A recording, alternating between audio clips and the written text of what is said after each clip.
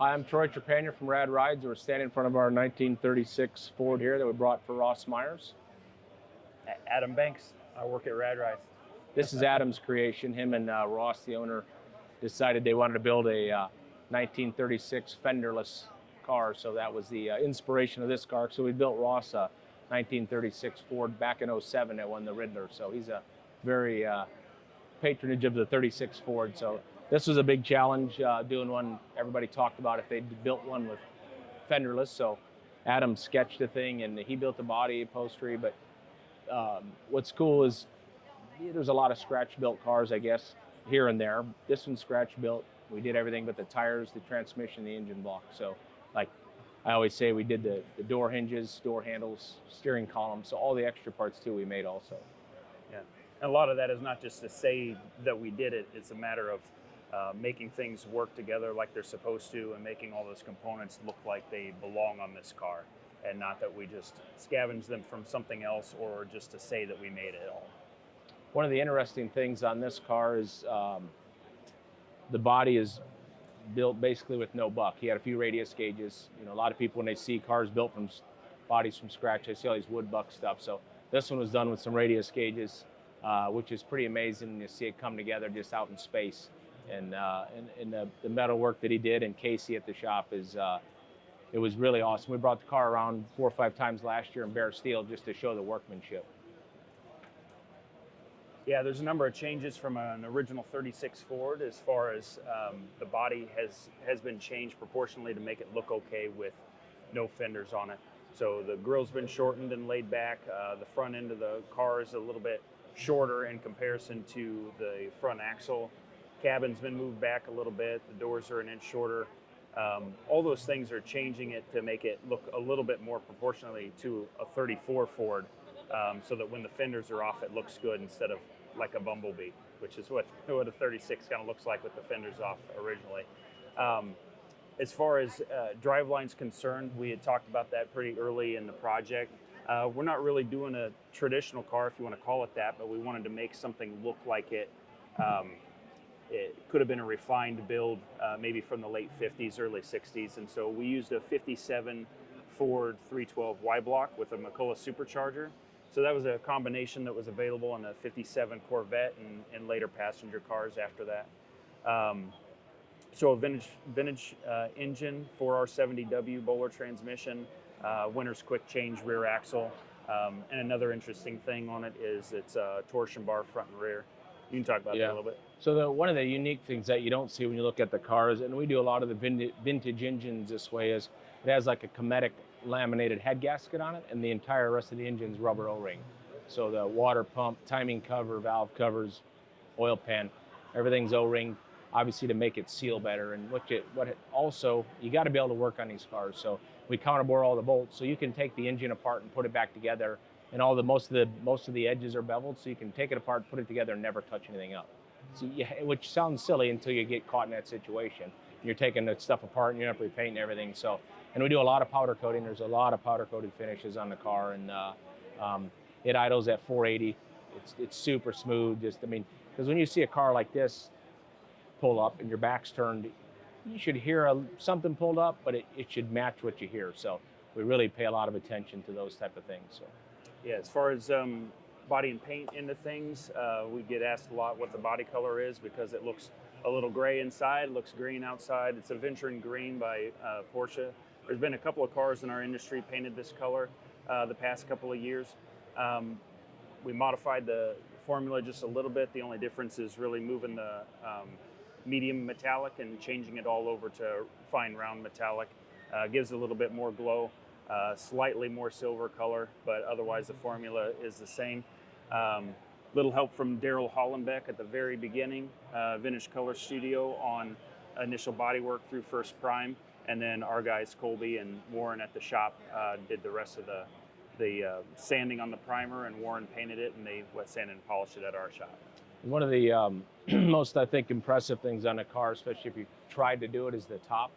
It's made out of basically 090 aluminum. It weighs about 24 pounds, and the canvas is direct to metal on the outside, and all the garnish moldings were hand formed. And what's kind of interesting is you'd expect to see maybe a smooth headliner and something top like this, but it has a bowed headliner, like a 60s car. So it's much more involved when you start looking at the detail of the garnish moldings and everything. It comes off with 4 set screws, but a lot of tops get built and they're so heavy you can never lift them off. So this one's very light, and it's, you can take it off. He made a really bitchin' stand for it, but when you just really start looking at the fit and the style of the top, it really makes the car. I mean, that's the money maker. And a big part of the top and the overall look of that in the end came down to I had done some gauges and side profile to determine what the windshield height was going to be early on when we were machining the windshield posts and the trim for the car. And then coming back and fine-tuning that shape and the side profile of the car, wanted something that looked sort of like a coupe, chopped coupe top, but still have it look like a folding top. And that's why we did a lift-off hard headliner with a hards cloth on the outside, but added what would be considered a third bow, which they wouldn't have had originally, just so you can get a little bit more arc out of it, and the side profile looks a little bit different from a folding top. And the gauges are interesting. They're a modified classic Ditham Force, but they're a 50 Buick. So kind of they had a really, really pretty gauges. That was the first thing that was bought for the project, was the gauges. Yeah. Used set of gauges. So we had another 51 Buick in the shop for some service stuff, and took it for a test drive. And as I was driving, I'm like, well, these gauges look a little older than a 51 Buick should have. They look like they belong in a 30s car, very deco looking. And so it was the first thing that I purchased for the project. In fact, probably before we even started on the car. One of the unforeseens also is like this, a torsion bar car, and it's, if anybody's ridden like in a buggy spring car or a coilover spring car with this type of wheelbase, they're ill handling at best. And the torsion bar stuff is incredible. I mean, you can't buy a new car right now that'll ride as good as this car. I mean, it's really amazing. The difference is you got to build in a lot of it has to move. So you need to build in, there's a lot of movement that goes on, but the ride quality is incredible. And we've put about 500 miles on it so far, just shaking things down, and just probably has given, 30 people rides, because you give somebody a ride in it that's interested in doing something like this, it's a pretty good sales tool. Yeah. So the interior is all custom built as well. A big part of what we're doing in the interiors, a lot of it has to do with ergonomics. We've all probably been in cars that you don't sit quite right in it, or you're a little uncomfortable, and you can sort of live with it because you look cool, right, driving around. But to have a car that you really want to drive in the end and be comfortable, we try to pay attention to pedal location, shifter location, steering wheel diameter, grip size. All those things make a big difference. And when you're talking about those in terms of the interior, the seat construction and where you sit in the car when you're actually sitting in it makes a big difference. So built the seat springs for this car, built our own foam covers and everything. So when you look in the car, the seat looks normal when you're in it, has a sprung seat in it. So when you sit down, you have a couple inches of compression, your line of sight's good. All those things make a big difference on how comfortable you are in the car. As far as materials are concerned, we used Garrett leather on the inside, hand-tipped leather. We used a square weave carpet on the floor, and just a sort of a woven tweed on the headliner in there, and not tweed like we all remember. This is a modern woven material. And again, lift off top, handmade garnish moldings on the inside, dash is painted body color satin with Buick gauges. Yeah, real comfortable. We machined the wheels for this car, kind of designed them in-house. It's a combination of sort of a mid-century race type wheel, but we wanted that wide 5 pattern on it. So we worked with Consuming Air Incorporated in Indy. Yeah, Jake Murray. And we had a lot of overflow from our machining side of things at the shop, and Jake really helped us out on the wheel design. And we kind of came up with something where it had sort of a 36 Ford bolt pattern on it, but had sort of that mid-century race-inspired magnesium wheel. As far as the finishes are concerned on it, we did a powder coat first just to get the texture, and then did Cerakote and baked the Cerakote over the top of it so that we got the color that we wanted, but had a texture that we couldn't get with Cerakote alone. That way you get kind of a cast look to it, while still being able to kind of wipe it off and get the color that you wanted without having a custom mixed powder. and they're machined on both sides. So if you look at the front, it looks like it's cast on the inside also. So that's a big difference. And then we made the brake drums, all the brake drum backing plates. We made all of that. They're kind of unique because they stay still as the car goes. They roll around it. But one of the features there is the axles drop so far.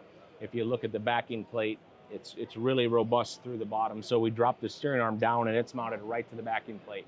So you have a lot less drop on your steering arm, so you don't get the deflection on a real far drop steering arm. But the only way to do that is because the backing plate's very robust and it bolts right to it. Normally you'd be bolting up where the spindle goes on. So we're about 3 inches lower than that. So it takes a lot of the drop out of the arm. And then the shocks are mounted inside the headlights, and it's more just to get the headlight where it belongs and not have that extra stalk up there and clean the front end up.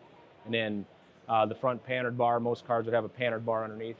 We've got a machined bronze oval in there that has a tongue in the axle that rides up and down. So it eliminates that bar out from under there, and the packaging is just a little nicer. But the tongue's on a bushing so that it can still rotates. articulate with the axle. One other thing on the wheels, also on the horn button and the badge on the grill, we worked with a woman, Carla Maxwell, in California, and she's done a lot of Concours car badge restoration, and we actually have enameled badges on the wheels, steering wheel, and grill. And enamel in the sense of like vitreous enamel. So it's a glass powder that's actually kiln fired onto the badge, polished, and then plated afterwards. So it's a process that hasn't really been used as a manufacturer since pre-war. But it's something that you get a different look to it than you can with any sort of plastics or paint. And we ended up with something. She did a great job on those. We machined the badges ourselves and sent them to her. She did the enameling and the plating and sent them back to us, and we ended up something with, it was pretty unique. Yeah. Didn't look like a hobby shop, did it like we've done in the past, so it looks a little more professional.